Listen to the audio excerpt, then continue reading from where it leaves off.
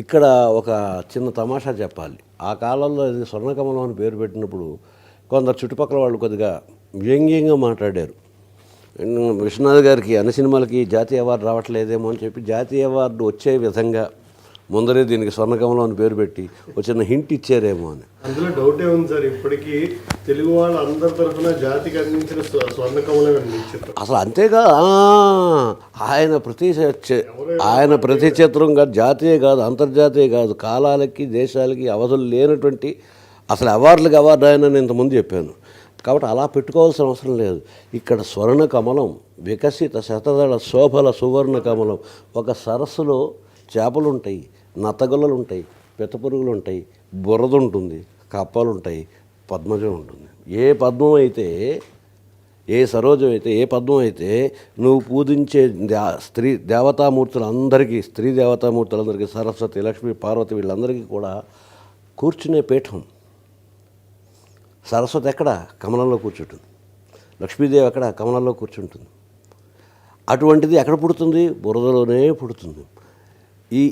ఈ మామూలు ఈ లౌకిక ప్రపంచంలో ఈ బురదలోనే, ఈ పేదరికంలోనే, వీటిల్లోనే పుట్టిన నువ్వు ఒక నత్తగొలలాగో, పిత్తబరిగిలాగో, ఒక చేప పిల్లలాగో, ఒక కప్ప పిల్లలాగో ఒక ఉండిపోకుండా, ఒక బురదలాగా ఉండిపోకుండా ఒక కమలంలాగా విరబోయగలిగిన కెపాసిటీ నీకు ఉంది అని చెబుతూ, అలా చేసేది ఎవరు? ఒక శూన్యం, గగన సరస్సు, గగనము అనే సరస్సు. ఆ శూన్యంలోనే అదొక సరస్సుగా మారిపోయి, ఆ నీలి గగనం అంతా నీలి సరస్సుగా మారిపోయి గగన ఆ రవినయనం ఆ సూర్యుడితో ఉదయిస్తున్నటువంటి సూర్యుడు నీ నాట్యాన్ని చూస్తూ ఒక్కసారి అలా గగన సరస్సు హృదయంలో విరిసిన శతదళ వికసిత శోభిత సువర్ణదమన కమలంగా మారిపోతాడు అని చెప్పడం. ఇంత అద్భుతంగా చెప్పిన తర్వాత, ఈ మూడు అయిన తర్వాత ఒక నడక కథ నడిచి ఇప్పుడు అతనికి అర్థమైంది మనం ఎంత ఆర్గ్యుమెంట్ ఇస్తే ఆమె అంత. ఈ పాటకు చివరిని మళ్ళీ ఒక శ్లోకం వస్తుంది. వికసిత శతదళ శోభిత సువర్ణ కమలంలో భగవద్గీతలో ఒక శ్లోకం వస్తుంది. దాని తాలూకు ఎసెన్స్, స్వధర్మే నిధనం శ్రేయ పరధర్మో భయావహ. స్వధర్మంలో చావైనా మంచిది, పరధర్మం భయానకమైనది. ఈ మాటకు అర్థం ఏమిటి అంటే, భయం చావు కన్నా భయంకరమైంది.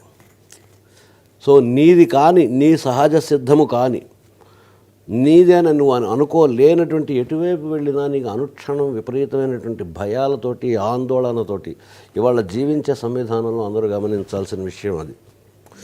ఆ శ్లోకాన్ని కూడా ఏదో ఒక భగవద్గీత శ్లోకం తీసుకోవచ్చు.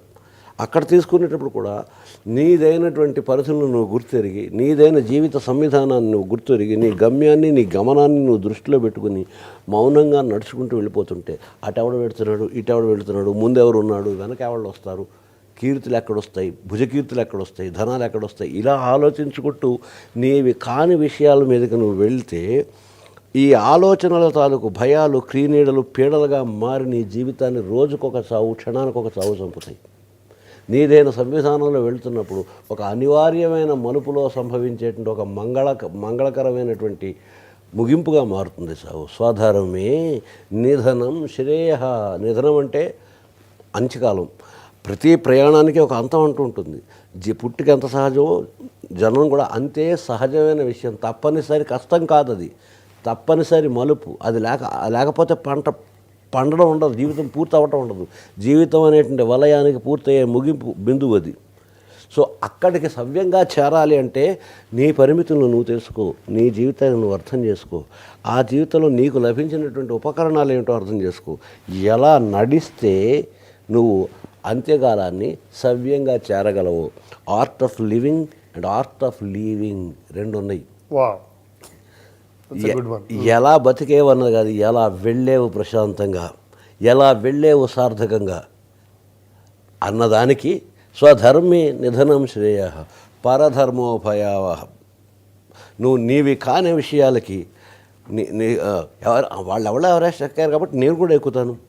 ఎవరెస్ట్ ఎక్కక్కర్లేదు. నువ్వు సవ్యమైన పౌరుడిగా ఉండు, ఇంట్లో సవ్యమైన వ్యక్తిగా ఉండు, సమాజంలో సవ్యమైనటువంటి నీ పాత్రను సవ్యంగా, ఇన్ని కాన్సెప్ట్స్ పెట్టుకుని అక్కడ ఆ జీవనపు సార్థక్యతని ఆయన ఆ పాటలు చెప్పారు.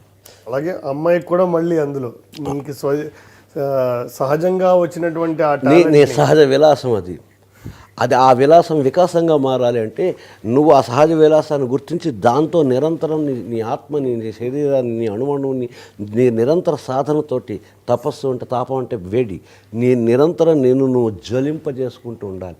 ఈ మాట కేవలం నాట్యానికి కాదు, బ్రతుకులోని ప్రతి క్షణానికి కూడా అన్వయించుకుంటూ ఉండాలి. అలా అన్వయించుకుంటున్నప్పుడు నీ సహజమైన విలాసం ఏదైతే ఉందో అది వికాసంగా మారుతుంది. అప్పుడు నువ్వు గగన సరస హృదయంలో విరిసిన వికసిత శతదళ శోభల సువర్ణ కమలం అవుతావు అని చెప్పి స్వధర్మంలో ఉండు, పరధర్మంలోకి వెళ్ళొద్దు అనేటువంటి భగవద్గీత వాక్యంతో కంప్లీట్ చేసిన తర్వాత ఆ తర్వాత అతను తీసుకుంది ఏమిటంటే, ఇప్పుడైతే ఈ అమ్మాయి తర్కం ఇలా మొదలుపెట్టిందో ఇంకా ఈ తర్కానికి ఆజ్యం పోస్తూ ఉంటే ఆ హోమం కాస్త మారణ హోమం ఆ అమ్మాయిని అంటుకుంటుంది, అది యజ్ఞం అవ్వదు.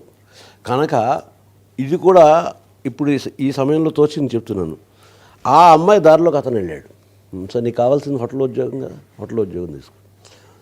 ఆ అమ్మాయి జీవితంలో కావలసినవి ఇస్తూనే దానికి తగ్గట్టుగా ఈ కళా విలాసాన్ని వికాసాన్ని చూపించుకుంటూ ఆ అమ్మాయి తనంతట తానుగా ఇటు మారేలా చేశాడు. ఇది కూడా ఈ సినిమాలో ఒక అంశమే. అంటే ఇప్పటివరకు చూసిన వాళ్ళు ఎవరికి తట్టు ఉండదు. చాలామంది ఒకవేళ చూసిన వాళ్ళు ఎవరైనా అనుకోవచ్చు, శాస్త్రి గారు కోడిగుడ్డుకు వెంట్రుకలు పీకినట్టు విశ్వనాథ్ గారు అనుకోనివన్నీ మీరు ఇందులో చెబుతున్నారండి. కొన్ని విషయాలు అకరెన్సెస్ కొన్ని జరుగుతాయి, హ్యాపెనింగ్స్ అవుతాయి. ఆ హ్యాపెనింగ్స్ అయిన వాటిల్లో విమర్శకుడికి ఇవన్నీ కనిపిస్తాయి. లేనివి కనిపించడం కాదు, లేనివి కల్పించటం కాదు, లేనివి కనిపించడం కాదు, ఇందులో ఉన్నాయి.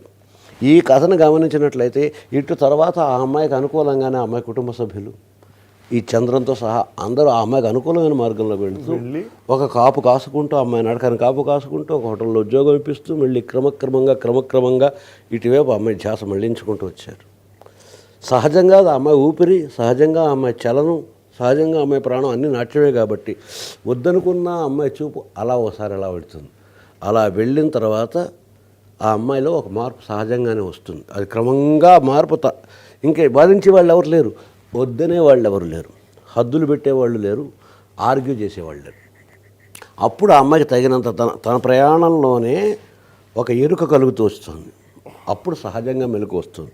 అర్ధరాత్రి నువ్వు తట్టి లేపడం వేరు, సూర్యోదయం వచ్చే సమయానికి ఆటోమేటిక్గా నిద్ర లేవడం వేరు. సో ఈ అమ్మాయిని ఇంకేమాత్రం బలవంతంగా లేపిన హిస్టీరిక్ కండిషన్ వచ్చేటట్టు ఉందని అతను వదిలేసేటని చెప్పి వదలకుండా ఇవన్నీ చేస్తుంటే, అంటే ఇది కూడా ఒక భాగం స్వర్ణకమలంలో. అంటే జీవితంలో అని చెప్పే కథలు ఇక్కడ నాట్యమే ఉంది, ఇక్కడ ఏముంది. నువ్వు ఎవరైనా ఆ విధమైన మంకుతనంతో పెంకితనంతో తన జీవితాన్ని తానే చేతులారా నాశనం చేసుకోవడానికి ప్రయత్నం చేస్తుంటే వాళ్ళని వెళ్ళి బలవంతంగా నీతులు చెప్పకు, వాళ్ళకు ఓదార్పుగా వాళ్ళు అనుకుంటున్నది రైటే అన్నట్టుగా సైదోడుగా ఉండి వాళ్ళతో పాటు నడుచుకుంటూ వాళ్ళ అడుగులను గమనిస్తూ ఉండు అని చెప్పడం కూడా ఇందులో. వాళ్ళంతా వాళ్ళే రియలైజ్ అయ్యేది. ఆ రియలైజేషనే కొత్తగా రెక్కలు వచ్చాయన్నమాట. ఆ అమ్మాయికి కొంతకాలానికి అర్థమైంది. ఓహో, ఆ అర్థం అవుతున్నప్పుడు మెల్లిగా అమ్మాయి తెలుసుకుని ఏకాంతంలో ఎవరికి తెలియని చోటుకు వెళ్ళి మువ్వలు కట్టుకుని నాట్యం చేయడం ప్రారంభం చేసింది. ఇంతవరకు ఆ అమ్మాయికి నాట్యం పట్ల ఉన్న అభిప్రాయాలు వేరు. ఏదో డ్యాన్స్ చేయడం, 10 మంది ముందర చెయ్యని గెంతటం, దానివల్ల వాళ్ళు ఏదో మనం తర్వాత అడుక్కు తింటున్న బళ్ళని తిప్పి ఇవన్నీ ఏమిటి అని అనుకున్నది. అసలు ఎవరి కోసం కాదు, నా కోసం అనే ఒక కాన్సెప్ట్ తోటి మెల్లిగా అమ్మాయి ప్రారంభం చేస్తున్నప్పుడు కొత్తగా రెక్కలు వచ్చానా అని ఇతను స్టార్ట్ చేస్తున్నప్పుడు అప్పుడు కూడా ఆ అమ్మాయి ఇతను చూసేసేయడని చెప్పి కుంచుకుపోనివ్వకుండా ఇతను చేసి నేను ఓడిపోయాను అనకుండానే ఆ అమ్మాయి అతని మాటకి ఇంతకుముందు పెడసరంగా అతను మాట అంటే దానికి ఒక వ్యతిరేకమైన మాట ఉంది, ఇప్పుడు ఒక మాట అంటే దానికి అనుకూలమైన మాట. పాటలో శిల్పం అది. కొండదారి మార్చింది కొంటెవాగు జోరు అని అతను అనగానే కొలుకులెన్నో నేర్చింది కలికి ఏటి నీరు. ఇక్కడికి వచ్చేటప్పటికి ఆ అమ్మాయి తన ప్రయాణంలో తన వెనకాల ఉన్న ఒక వ్యక్తి ప్రేరణ మాత్రమే కాకుండా ప్రేమ కూడా అమ్మాయి అనుభవించింది. ఒక జీవన పర్యంతం తనతో పాటు సాగే ఒక ప్రయాణం అందించగలిగిన ఒక సాహచర్యాన్ని గుర్తించింది, ఒక ప్రేమను గుర్తించింది, ఒక స్నేహాన్ని గుర్తించింది కాబట్టి అలా అని చెప్పి స్త్రీ బయటపడదు. అక్కడ విశ్వనాథ్ గారు మళ్ళీ మనకు కనిపిస్తారు. ఆ బిడియం, ఆ చిన్న సిగ్గు ఒక్కసారి స్వాతిముత్యంలో కమల్ హాసన్ రాధిక శృంగార గీతం తీసుకున్నా, లేకపోతే సాగర సంగమంలో శృంగార గీతం తీసుకున్నా, శృంగారాన్ని కూడా ఎంత లలితంగా, ఎంత మధురంగా, మొత్తం ఆబాల గోపాలం ఇంటిల్లిపాది కూర్చుని చూసే విధంగా ఒక కళా వేదిక మీద నుంచి ఏ రసాన్ని ఏ విధంగా ప్రజెంట్ చేస్తే అది అంత ప్లజెంట్గా హృదయాన్ని తాకుతుంది. సో ఇక్కడ కూడా అతను ఆ మాట అంటున్నప్పుడు ఆ మాటకు అనుకూలంగా కొండదారి మార్చింది కొంటె వాగు జోరు బండల మించి, ఆ చినుకు బండల మించి పడే కొండల మీద దరదరది కిందకి దిగి ఏరుగా మారేటప్పుడు కులు తిరుగుతూ చక్కని సెలయేటి నాట్యంలాగా మారుతుంటుంది. అది అమ్మాయే చెప్పింది, కులుకులు ఎన్నో నేర్చింది కలికి ఏటి నీరు. ఇది చెప్పడం వెనకాల, ఈ లాలిత్యం వెనకాల ఒక స్త్రీ సహజమైన బిడియం దాక్కునుంది. ఈ మాటతోటి ఆ అమ్మాయి చెప్పిన దానికి ఎక్స్టెన్షన్ మాత్రం ఇవ్వకుండా అతని పట్ల అమ్మాయికి ఉన్న భావాన్ని కూడా అస్పష్టంగా చెప్పింది. అది కూడా మనం గమనిస్తే, కులుకులు ఎన్నో నేర్చింది కలికి ఏటి నీరు, బండరాళ్ల హోరు మారి పంట చేల పాటలు ఊరి, ఒకసారి వచ్చి కొత్త వర్షం హోరున వరదలాగా వచ్చి బండరాళ్ళ నుంచి హోరు వచ్చి మేఘాల రాగాల మాగాణి ఊగేల సిరిచిందులేసింది, కనువిందు చేసింది. ఇది అమ్మాయి చేతి. ఇంత మునుపు అమ్మాయి కంటకింపు చేసింది, ఇప్పుడు కంటికింపు చేస్తుంది. అమ్మాయి మళ్ళీ అంది, వెదురులోకి ఒదిగింది కుదురు లేని గాలి. అక్కడ అమ్మాయి ఆభిజాచాన్ని వదులుకోవట్లేదు. గాలి లేకపోతే వచ్చి వెదురులో మ్యూజిక్ ఎక్కడి నుంచి వస్తుంది? ఈ గాలే వస్తుంది. ఈ గాలి ఇంతకుముందు ఊరికే వెర్రిగాలిలా తిరిగింది, ఇప్పుడు ఆ వెదురేది నీ స్నేహం, నీ సహవాసం, నీ సాహచర్యం, నువ్వు నా పట్ల చూపించే అక్కర, అందులో నీ స్వార్థపు లేమి, ఇందులో నీ స్వార్థం లేదు.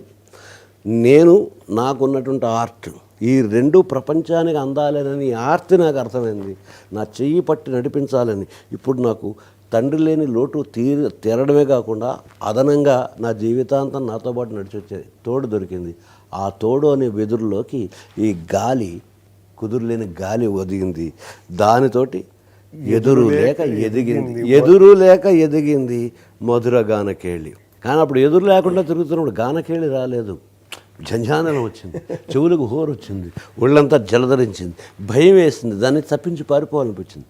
ఇప్పుడు కూడా ఏ ఎదురు అడ్డు ఆపు లేకుండా శ్రీకృష్ణుడు అలా వేణునాథం తీస్తుంటే మొత్తం ప్రకృతి అంతా స్తంభించి నిలబడి చూస్తూ పారవశ్యంలో ములిగినట్టు ఆ కుదురు లేని గాలి ఎప్పుడైతే వెదురులోకి ఒదుగుతుందో అది వేణునాదంగా మారి మధురగానకేళిగా. మళ్ళా మీ శైలి జనరల్గా చూసినా కూడా వెదురులోకి కుదురులేని గాలి ఒదిగితే దాన్ని ఊదితే ఎంత అద్భుతమైన మధురగానకేళి వస్తుంది అనేది. ఈ భావమే ఏ శ్వాసలో లేని చేరితే గాలి గాంధర్వం అవుతుంది. ఒకే కాన్సెప్ట్ని రకరకాలుగా చెప్పేటప్పుడు ఫోనెటిక్స్, ఆ పదాలు, ఈ పదాల పొందిక, పోహళింపు, ఈ సౌందర్యం ఇవన్నీ వేరు. ఇవన్నీ ఎలాగా ఉంటాయి? ఈ అందమైన జిలుగులు తీసేసిన నిసర్గ సౌందర్యం ఉండాలి.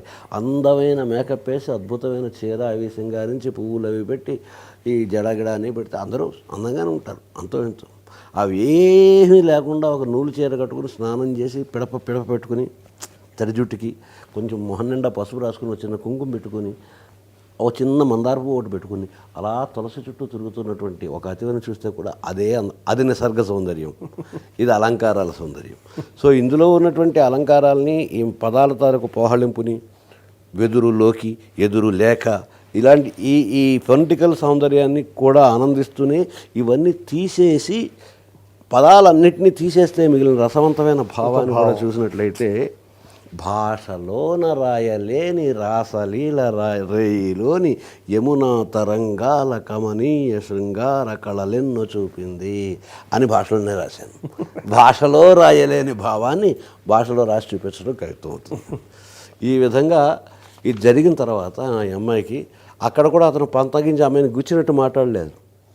బాగానే ఉంది, కుదురులో ఉదిగేవు మంచి అని పొగిడితే కాస్తంత వెన్ను తడితే పొగిడితే కళాకారుడికి కొంచెం ఆనందంగా ఉంటుంది. ఇంతకు ముందులాగా వాదన లేదు. ఈ గ్రెడేషన్ చూస్తే 4వ పాటలో. Please subscribe to iDream. iDream ని సబ్స్క్రైబ్ చేయండి. Hi, this is Nidhi Agarwal. For more videos, please subscribe to iDream. And please subscribe. Please subscribe to iDream channel and subscribe. Press the bell icon for more updates. Subscribe to iDream. Subscribe to iDream. Please subscribe to iDream. Subscribe to iDream. Please subscribe to iDream. For more such videos, please subscribe to iDream. For more videos, please subscribe to iDream. And you're watching iDream Media. Please like, share, and subscribe to the channel. And don't forget to subscribe to iDream. Please subscribe iDream Media. Do subscribe to iDream. Subscribe to iDream Media. Do subscribe to iDream Media. Don't forget to subscribe. Click on the button below. Don't forget to subscribe to iDream.